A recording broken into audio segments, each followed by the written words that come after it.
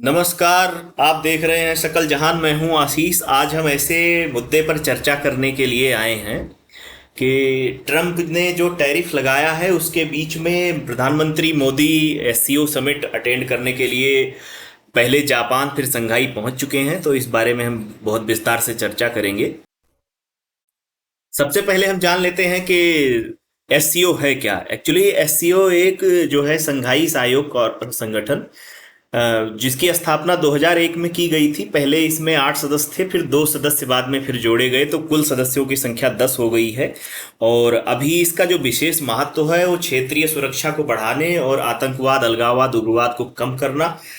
जो एससीओ सदस्य हैं उन वो विश्व के लगभग 40% आबादी का प्रतिनिधित्व करते हैं, जिसमें जीडीपी का लगभग 30% इन 10 देशों के पास है, जिसमें और ऑब्जर्वर देश भी इंक्लूड किए गए हैं, जिसमें मध्य एशिया में रणनीतिक महत्व को और ऊर्जा क्षेत्र में विशेष तौर पर उनकी सुविधाओं को एक साझा प्रयास के तौर पर माना जाता है। भारत की इसमें स्थिति जो है वो लगभग ऊर्जा और अपने संसाधनों तक बेहतर पहुंच के लिए की गई है, और विशेष तौर पर आतंकवाद के लिए प्रधानमंत्री मोदी और पूर्ववर्ती सरकारों का भी रुझान रहा है कि एससीओ के माध्यम से हमें उसको तो अभी भारत और चीन के रिश्तों में नई शुरुआत, जैसा कि हम देख सकते हैं, प्रिंट मीडिया, इलेक्ट्रॉनिक मीडिया सभी में छाया हुआ है।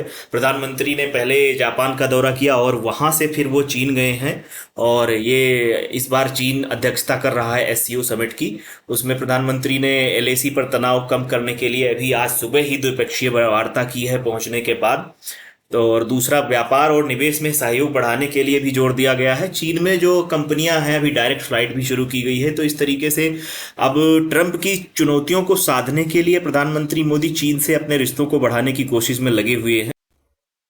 इसी बीच चर्चा ये आ रही है कि आरआईसी भी पुनर्जागृत होने वाला है, क्योंकि आरआईसी रसिया, इंडिया, चाइना का ट्रायोका है। इसकी चर्चा बहुत पहले से की जा रही थी। अगर हम बात करें, चीन की जो जीडीपी है वो 1635 लाख करोड़ की है, और भारत की जीडीपी है 356 लाख करोड़ की है। इसके अलावा रूस की जीडीपी जो है 176 लाख करोड़ की है। तो अगर इन तीनों को मिला दें तो अच्छी खासी साइजेबल अमाउंट हो जाता है, जो कि पूरे विश्व का प्रतिनिधित्व करता है। तो इस तरीके से ये हम अमेरिका और वेस्ट के चैलेंज को एक तरीके से हम टैकल करने के लिए ये रणनीति अपना रहे हैं। और इसमें सबसे बड़ा योगदान मौजूदा राष्ट्रपति डोनाल्ड ट्रंप का भी है, जो जिन्होंने ये भारत के लिए रास्ते आसान किए हैं कि वो आरआईसी की। अभी ट्रंप की जो टैरिफ है और उसमें भारत का जो अभी रुझान सामने आ रहा है, भारत पूरी तरीके से प्रतिबद्धता से खड़ा हुआ है, कोई भी झुकने की स्थिति नहीं है। 50% टैरिफ लगाए गए हैं, जिसमें मेडिकल और फार्मास्यूटिकल जो भी दवाएं हैं उनको डोनाल्ड ट्रंप ने बाहर रखा है, क्योंकि उस पर अमेरिका में महंगाई बढ़ने के चांसेज हैं। इसलिए उन्होंने ऐसी चीज़ों पे ही टैरिफ लगाया है जिससे भारत में अस्थिरता फैला सकें। और अब दूसरा क्या है कि डोनाल्ड ट्रंप अपने देश में ही घिरते जा रहे हैं। उनकी जो अपोजिशन की पार्टी हैं, पार्टी के लोग हैं, जो पत्रकार हैं, बहुत सारे लोग ये बोल रहे हैं कि जो 25 सालों की मेहनत थी वो लगभग लगभग डोनाल्ड ट्रंप ध्वस्त करते हुए जा रहे हैं। इस तरीके से भारत में इसका बहुत ज़्यादा असर तो अभी शुरुआती दौर में नहीं देखने को मिल रहा है। इसी बीच में हम देख सकते हैं कि जो अमेरिकी न्यायालय है, उनका जो लोअर कोर्ट है, उसने उसको अवैध करार दिया है। हालांकि इनके पास अभी उनकी सुप्रीम कोर्ट में जाने का रास्ता खुला हुआ है ट्रंप के पास। इसी बीच बहुत ही अच्छी खबर आती है कि भारत की जो जीडीपी है वो पहले क्वार्टर में 7.8% के बेहतरीन दर से इसका जो है योगदान आया है। और ये बहुत ही खुशी की बात है कि टैरिफ के बीच में 7.8% जो बढ़िया जीडीपी आई है, इससे भारतीयों में एक उत्साह का माहौल है।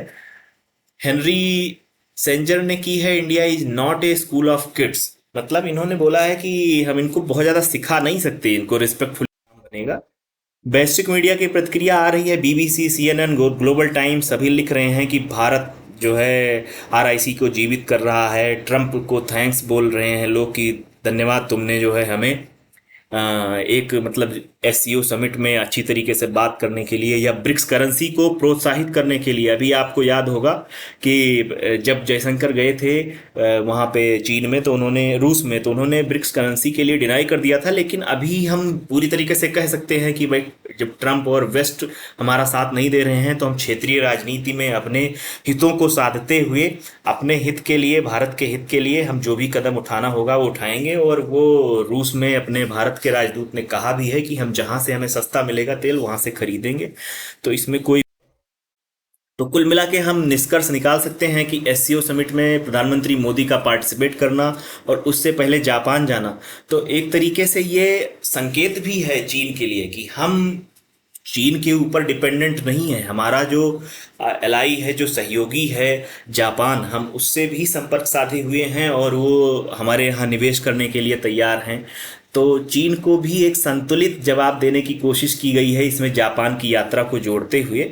और आरआईसी की भूमिका को भी इसमें पुनर्जीवित किया गया है। और ये इसका एक तरीके से ये संकेत जाता है कि एससीओ में आरआईसी की चर्चा हो और उस पर आगे की जो रूपरेखा तैयार हो।